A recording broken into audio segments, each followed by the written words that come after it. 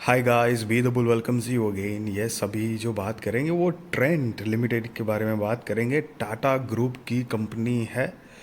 एक साल के अंदर करीब 120% से 120% के आसपास का रिटर्न दे दिया है और 5 साल में ये स्टॉक ने करीब 750% के आसपास का रिटर्न दे दिया है।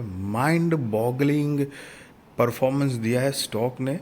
बहुत ही बढ़िया उम्दा कंपनी तो है, बट एक बात का ध्यान रहे कि स्टॉक जो है वो अपने बिल्कुल ऑल टाइम हाई के आसपास चल रहा है और लगातार आप समझ सकते हो कि 5 साल में 750% का रिटर्न दे दिया है। एक साल में भी 120% के आसपास का रिटर्न दिया है, तो कितना ज़बरदस्त कंटिन्यूसली स्टॉक जो है वो एक तरह से समझ लो कि रैली दिखा रहा है।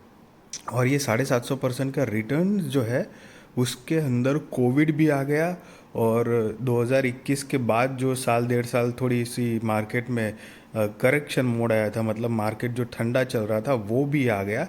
उसके बावजूद इतना तगड़ा परफॉर्मेंस दिया है, तो चांसेस है पहले कि स्टॉक जो है वो थोड़ा सा सेटल डाउन हो यहाँ पर, और या फिर छोटा मोटा कुछ करेक्शन आए। हो सकता है मैं गलत भी हूँ, यहाँ से और रैली भी कर जाए, बट इसके अंदर पूरा पोटेंशियल है कि ये 10,000 तक भी जा सकता है गाइस। बिल्कुल फोकस रखना गाइस ये स्टॉक के ऊपर।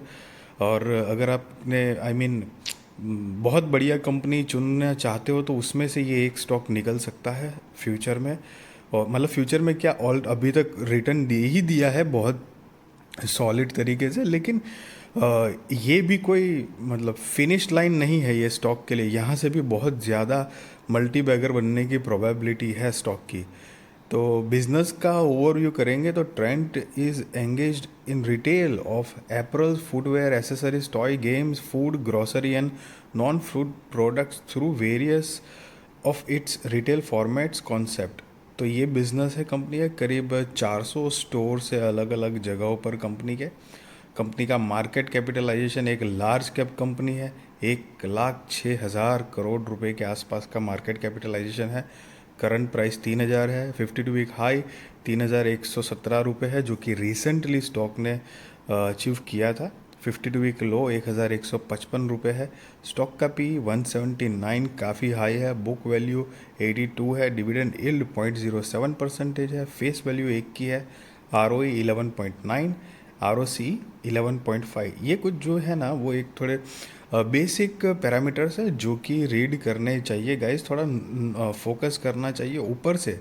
अगर ये सेगमेंट में बात करें तो रिटेल सेगमेंट में टॉप पर जो कंपनी बैठी है वो एवेन्यू सुपरमार्ट है, जो कि डी मार्ट है, और वेरी सेकंड लेवल पे ट्रेंट आ जाती है। डी मार्ट का जो कि 2,64,000 करोड़ मतलब मार्केट कैपिटलाइजेशन है उसके आसपास, और ट्रेंट का 1,06,000 करोड़ का मार्केट कैपिटलाइजेशन है। वैसे काफ़ी अंतर है, बट लगता है जिस तरह से ट्रेंड भाग रहा है, कभी भी इसको ओवर मतलब कर क्रॉस कर सकता है, मतलब नंबर वन बनने की पूरी औकात रखता है। ऑल दो टाटा ग्रुप की कंपनी भी है। कंपनी के सेल्स के बारे में बात करेंगे तो जून 2023 में कंपनी का सेल 2,628 करोड़ का था, जो कि बढ़कर सितंबर 2023 में 2,982 करोड़ का सेल है। तो क्वार्टर ऑन क्वार्टर भी कंपनी अच्छा परफॉर्मेंस दिया है। और उसी सब कुछ काट कुट के नेट प्रॉफिट देखेंगे तो नेट प्रॉफिट भी 167 करोड़ का था लास्ट क्वार्टर में, जो कि अभी बढ़कर 228 करोड़ का हो चुका है गाइस।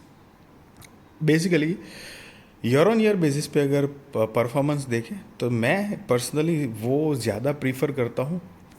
अब यहाँ पर मार्च 2023 में कंपनी की सेल देखो 8,242 करोड़ के आसपास थी, जो कि ट्रेलिंग 12 मंथ्स में 10,097 करोड़ की टोटल सेल है कंपनी की। और पिछले करीब कोविड के बाद मतलब मार्च 2020 के बाद पिछले 4 साल में कंपनी की सेल्स जंप मतलब आउटस्टैंडिंग सेल्स है। मार्च 2021 में गाइस नोटिस करो 2,593 करोड़ का सेल था, जो कि 22 में मतलब डबल के आसपास हो गया 4,498 करोड़। 23 में वापस डबल की तरह हो गया 8,242 करोड़ का सेल, और अभी ट्रेलिंग 12 मंथ्स में 10,097 करोड़ का सेल कंपनी ने जनरेट किया है। और वैसे अगर 4 साल का ग्रोथ देखा जाए ना, तो करीब करीब 4 टाइम्स के आसपास का कंपनी ने अपना सेल्स ग्रोथ दिखाया है। समझ रहे हो गाइस, मतलब it is like tremendously well. क्योंकि ऑल दो कंपनी का नेट प्रॉफिट आप वैसे देखोगे ना, तो यहाँ पर देखो जैसे नेट प्रॉफिट है, तो लेफ्ट टू राइट अगर नेट प्रॉफिट देखोगे तो कंपनी कभी प्रॉफिटेबल दिखेगी, उसमें भी फ्लक्चुएशन दिखेगा, कभी ज़्यादा है कम है, कभी एकदम से। यहाँ पर ये देखो 21 में ही देखोगे आप, तो आई मीन ये 181 करोड़ का लॉस कौन से ईयर में है, 21 में ही है। देखो 21 में अगर आप देखोगे तो कंपनी ने लॉस बुक किया है 181 करोड़ का, लेकिन पिछले 3 साल से जो सॉलिड परफॉर्मेंस कंपनी दे रही है, 35 करोड़ लास्ट ईयर, 394 करोड़ और अभी 594 करोड़। तो कंपनी बहुत धांसू तरीके से अपने सेल्स ग्रोथ पर ध्यान दे रही है, जो कि एट दी एंड सब कुछ काट कूट के नेट प्रॉफिट में भी वो फ़र्क दिख रहा है।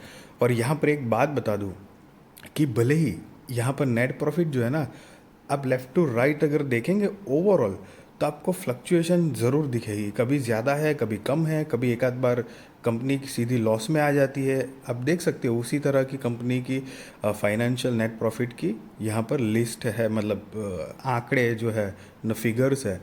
बट कंपनी के स्टॉक जो है, वो कंपनी के स्टॉक ने हमेशा एक डिसेंट रिटर्न का परफॉर्मेंस दिया है। ऐसा नहीं है कि जैसे मतलब कभी कम प्रॉफिट हो गया है तो, हाँ थोड़ा मोटा सेटल होता है गाइस, एक कंसोलिडेशन फेज में हर कोई स्टॉक चलता है। बट ओवरऑल जैसे लॉन्ग टर्म इन्वेस्टमेंट के लिए अगर आप सोच रहे हो, तो ओवर द पीरियड्स, मतलब साल 2 5 साल के हिसाब में देखोगे तो कंपनी के स्टॉक ने बहुत ज़बरदस्त रिटर्न दिया ही दिया है। 750% का रिटर्न दिया है। आप समझ सकते हो कि इतना ज़बरदस्त कंपनी का परफॉर्मेंस रहा है। ऐसी गाइस, मैं आपको कोई बाय और सेल रिकमेंडेशन नहीं दे रहा हूँ, but the thing is I mean वो आप अपने रिस्क रिसर्च और फाइनेंशियल एडवाइज़र को पूछ कर करना। मैं अपना एक पॉइंट ऑफ व्यू, अपना ओपिनियन शेयर कर रहा हूँ, ताकि आपको एक अंदाज़ा है। कभी कभी क्या होता है ना, स्टॉक का पर्सनल कौन से टाइप का स्टॉक है, कौन से टाइप की कंपनी है, स्टॉक का बिहेवियर क्या है, आप देख सकते होंगे कभी कभार कि कंपनी रेगुलर वे में कमा रही होगी, लेकिन स्टॉक उतना कभी जंप नहीं करता है, फिर सडन मूवमेंट ले लेता है। कुछ कंपनी होती है कि एक रेगुलर डिसेंट ग्रोथ देती रहती है, कुछ कंपनी ऐसी होती है कि अगर उसका नेट प्रॉफिट गिर गया तो स्टॉक भी गिर जाएगा, इतना गिर जाएगा कि पैनिक फैल जाएगा, फिर एकदम अचानक से बाउंस होगा। तो अलग अलग स्टॉक की अलग अलग अपने अपने हिसाब की चाल होती है। So you have to understand that also guys.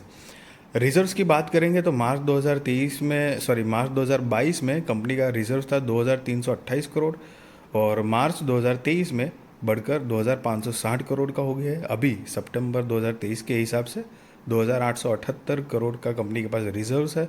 Borrowings की बात करें तो बोरोइंग्स जो है वो मार्च 2022 के हिसाब से 4725 करोड़ का बोरोइंग थी, जो कि मार्च 2023 में 4464 करोड़ का कंपनी के पास कुछ टोटल बोरोइंग्स है। और ये बोरोइंग्स जो है वो उसमें से लॉन्ग टर्म बोरोइंग जो देखेंगे, सी गाइज यहाँ पर एक चीज़ नोटिस करना, लॉन्ग टर्म बोरोइंग कंपनी के ऊपर जो है वो करीब मार्च 2022 में 497 करोड़ थी, जो कि मार्च 2023 में 498 करोड़ है। शॉर्ट टर्म बोरोइंग तो है ही नहीं पिछले 2 साल से, और बाकी जितना भी है वो लीज लायबिलिटीज़ है। तो मतलब कंपनी की कोई रेंटल प्लेस होगी या दूसरा कोई लीज लायबिलिटीज़ होगी, जो उसके हिसाब का जो ब्याज कंपनी के ऊपर चढ़ रहा है वो यहाँ पर दिखाया गया है। अब कंपनी के ऊपर प्रमोटर्स की बात करेंगे तो प्रमोटर्स की अगर देखेंगे तो प्रमोटर्स की होल्डिंग सितंबर 2023 के हिसाब से 37.01% है, एफ आई आईज 26.17% है, डी आई आईज 14.89% है, पब्लिक जो है वो 21.2% है। तो एक I mean share holding pattern भी नॉर्मल डिसेंट नज़र आ रही है गाइज। और यहाँ पर F I I D I S भी एक अच्छी मात्रा में है। हालांकि प्रमोटर्स का जो स्टेक है वो थोड़ा सा मतलब मेरे हिसाब से कम दिख रहा है, but as such I mean इतना मतलब मेरे पॉइंट ऑफ व्यू के हिसाब से इतनी डरने की बात नहीं है गाइस। सो गाइस, ये स्टॉक के ऊपर आपको डेफिनेटली फोकस रखना चाहिए। अगर गिरावट होती है और आप एक बढ़िया स्टॉक की तलाश में है रिटेल कैटेगरी में, तो डेफिनेटली इसके ऊपर आप ध्यान रख सकते हो गाइस। और ये वीडियो अच्छी लगी तो ज़रूर लाइक करिए and be responsible trader, be responsible investor.